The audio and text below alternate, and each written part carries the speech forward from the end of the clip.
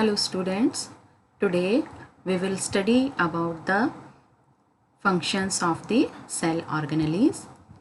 In the previous lecture, we studied about the brief introduction of the biological cell and cell organelle.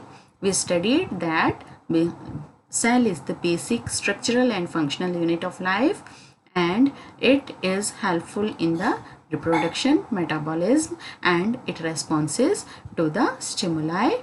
Then we studied that cell is subdivided into plasma membrane, nucleus and cytoplasm. Now today we will start our lecture with the plasma membrane.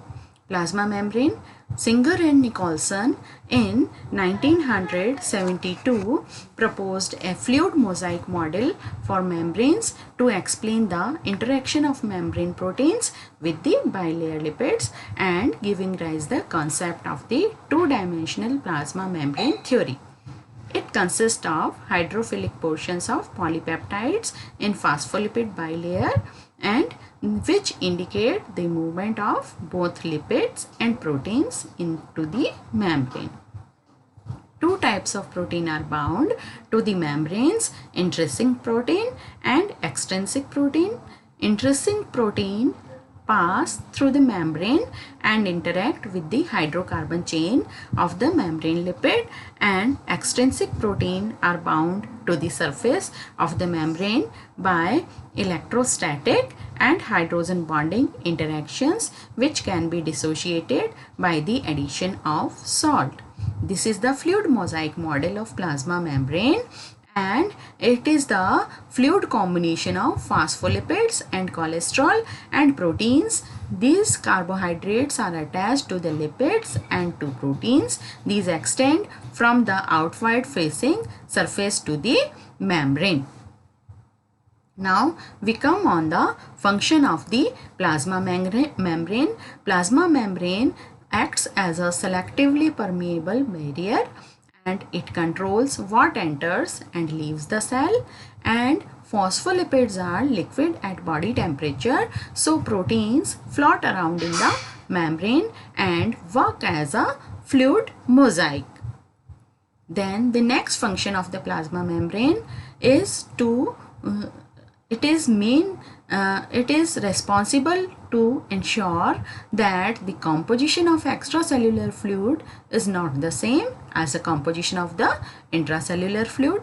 It allows water-soluble substances like salts, nutrients to cross the membrane with the aid of protein channels which are selective about what can pass through it, and lipids can pass directly through bilayer with diffusion and acts as a attachment site of cytoskeleton, acts for the internal support of the cell.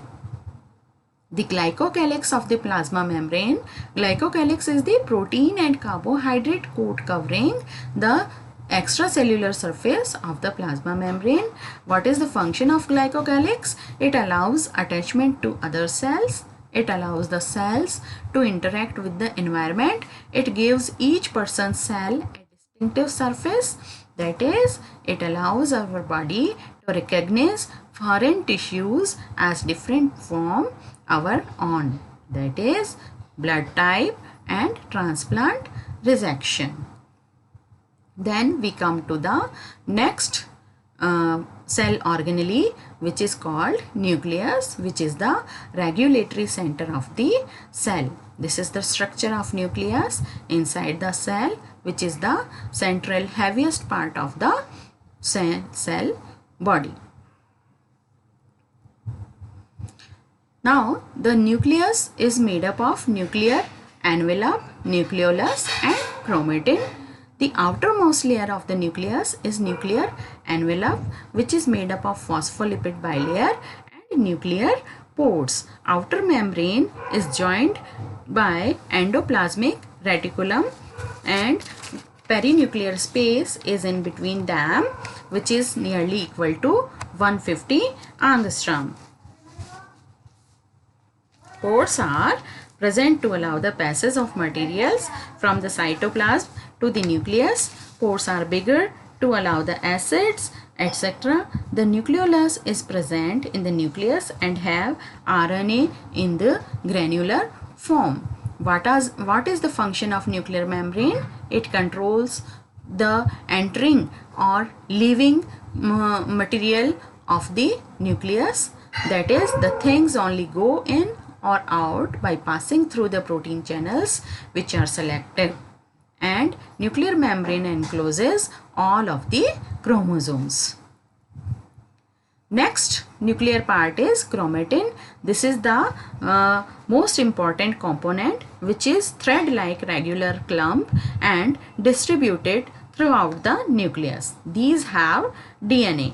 Chromatin forms chromosomes before cell division and consists of nucleoproteins. Gene or cistron is the part of chromosomes, and the DNA molecule form the template of the RNA synthesis, which is later on transported into the cytoplasm. And the ribosomes, the RNA molecule then synthesize different types of proteins or cistrons or enzymes. The enzymes regulate the metabolic processes of the body. So the nucleus is said to be governing the metabolic process in the true sense. How the DNA regulates cell activities, yet it never leaves the nucleus? How is it possible? Because it produces RNA, which are short messenger molecules that exit through the nuclear pores, and it takes the information of DNA to the and supplies to the all over parts of the cell. This RNA carries instructions into the instructions out into the cytoplasm. Then the central most part of the nucleus is nucleolus, which is the site of ribosome synthesis. It is a compartment in the nucleus where ribosomes are assembled. Ribosomes are then moved out into the cytoplasm through nuclear pores. Ribosomes and RNA work together outside the nucleus to build all the proteins in the cell. This is the clear picture of the nucleus, central part, nucleolus, chromatin threads which are scattered throughout the cell, and this is nuclear membrane which is having pores. And through these pores, the DNA and RNA messages are given to the cell. Now, the next topic of the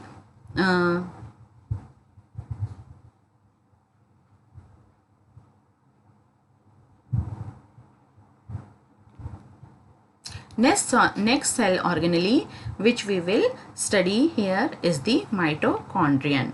Mitochondria is the largest component in the cytoplasm. They contain proteins. Okay, and lipids and the nucleic acid. These are called as the powerhouse of the cell.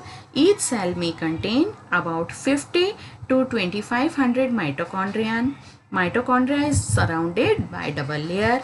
Its outer layer is smooth, inner layer is folded to form the rhizae and cristae, and the spaces are there. Okay? The spaces or matrix spaces are present in the mitochondria. These spaces have enzymes, and the outer surface of outer membrane and inner surface of the inner membrane have indefinite protuberance, that are most of which are enzymes and rich in proteins, and these are helpful in biological oxidation with NAD and NADP dependent dehydrogenases, flavin linked enzymes and cytochromes. Mitochondria swell extensively in a hypotonic solution and contract again in hypertonic solution, and mitochondria contains a large number of enzyme systems known as cyclophorase, which are involved in oxidation of pyruvic acid, acetyl coenzyme A through Krebs cycle, and fatty acids synthesis and amino acids. Electron transport and oxidative phosphorylation also occurs in the mitochondria. Synthesis of fatty acids. Mitochondria also contains enzymes concerned with the biosynthesis of amino acid, porphyrins, phosphatides, heme, hippuric acid and urea. They also contain transhydrogenases, adenyl kinase, glutaminase and the enzymes of phosphorylation of nucleoside diphosphatase and carboxylase. This is the all about of the mitochondria. And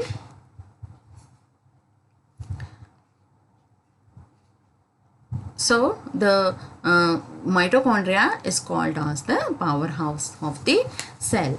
The next cell organelle is the cytomembrane system, which is system of tubes and chambers formed by the membranes, and it is extensively distributed throughout the fluid cytoplasm, involved in the synthesis, modification and processing and packaging of cellular lipids.